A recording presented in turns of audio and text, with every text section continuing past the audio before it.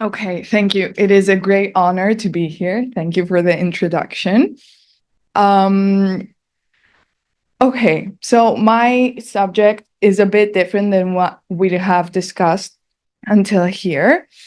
I'm going to talk about the glorified sex industry. And what I mean by that is the dangers and how the sex industry has been glorified in our times.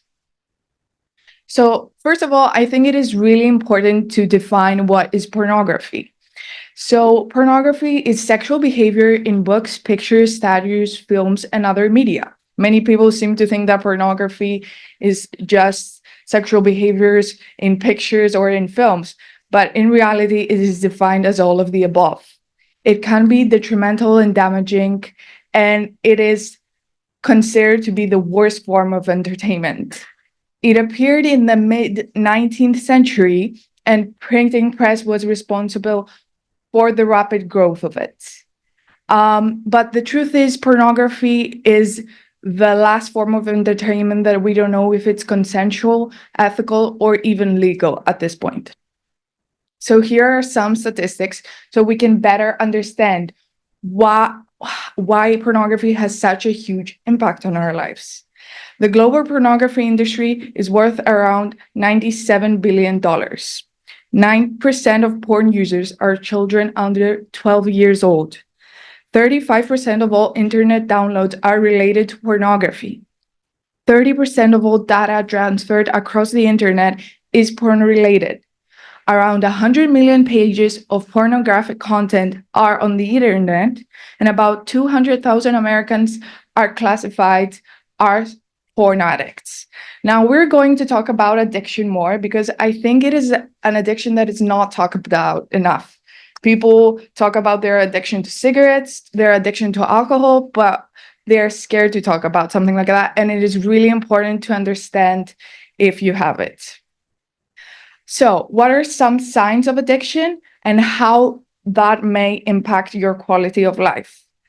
First of all, we see that people with an addiction crave fewer experiences with their partner. We see an increased aggression in their daily interactions, not just with their partners. They have distorted beliefs and perceptions about relationships and sexuality.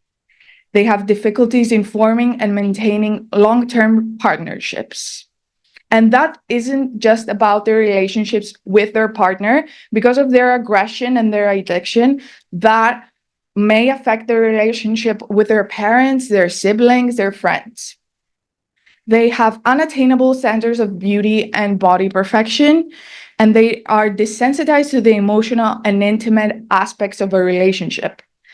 This may greatly lower their impact on their everyday lives and is an impairment in their daily functioning. So now we're going to talk about a platform. I don't know, many of you may know it, many of you may just be introduced to it. I wanted to talk about this platform because it has greatly impacted my generation. This is a new pornographic platform. No, actually, let me correct myself. It's not pornographic, but mainly people use it for that purpose. OnlyFans was a platform that started during the pandemic. It exploded then, going from 7.5 million users to 85 million users now. The difference between OnlyFans and other pornographic sites is that you can form a parasocial relationship with the model you're talking to. So, for example, users have the ability to talk with the person they are seeing on their screen. So you form an intimate connection, and that makes the addiction worse. You can make a lot of money fast, and the difference between other platforms is that there is a monthly fee. So it's like we subscribe to like movie sites or things like that. You subscribe monthly, and you barely many people forget about the subscription, and it still stays.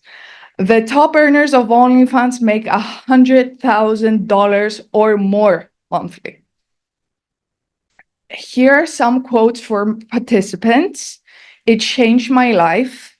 It definitely takes hard work. Everyone and their mother is on it.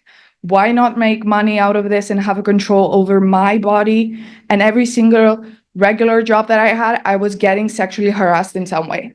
So here we see that OnlyFans participants think everybody is on the platform. Nowadays, it's so normal as a job, nobody's ashamed of it. And also, you have control over what you post, and that makes them feel safe with this platform. They use it more because they can control what they upload.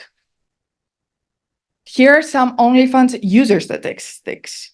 Almost 90% of the OnlyFans users in the survey that was conducted were married.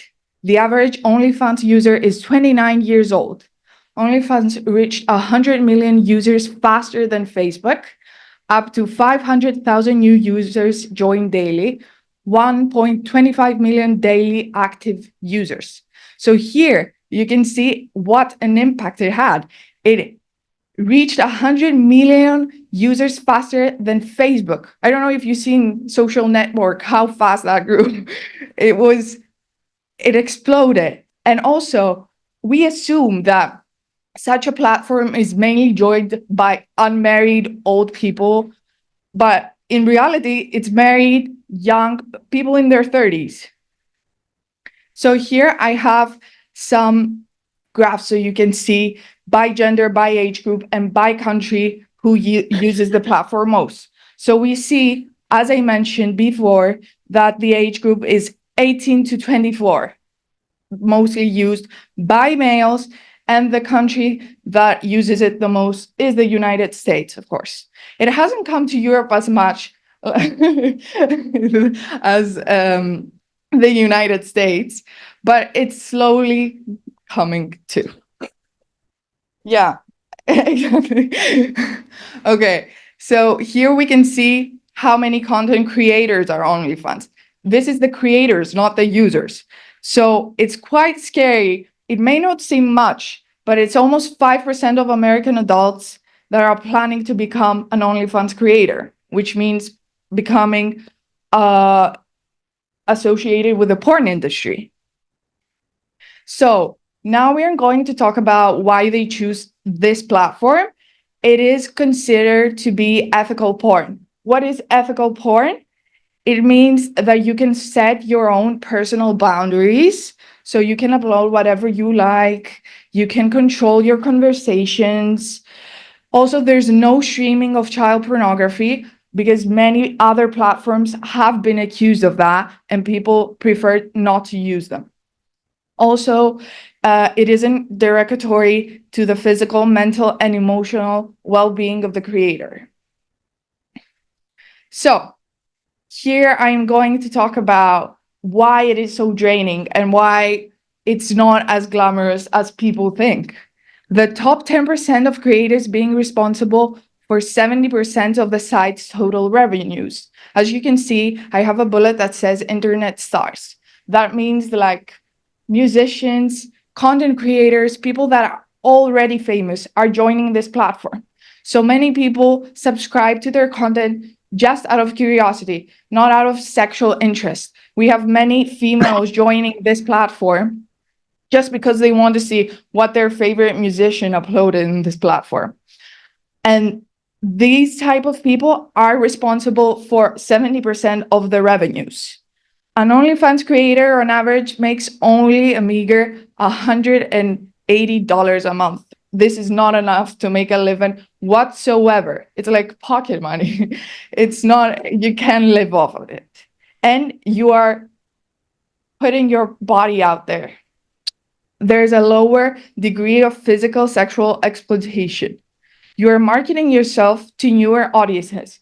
I said earlier that you can form a parasocial relationship with a content creator, and that's why the creators have to market themselves and have diverse types of content in order to cater to different needs of people. And you also have to keep up with the social media trends, but this is everywhere. So this is all of a facade, and you have to know the reality of the entire situation. I chose this as my topic because I see that minors are really attracted to making an OnlyFans. And they say, okay, I can just sell pictures of my hands. But this slowly progresses. And because they don't make enough money out of that, they slowly start posting more and more. And sex workers are put in danger more and more every day. Just because you control what you post doesn't mean that it's safe. Thank you for your attention.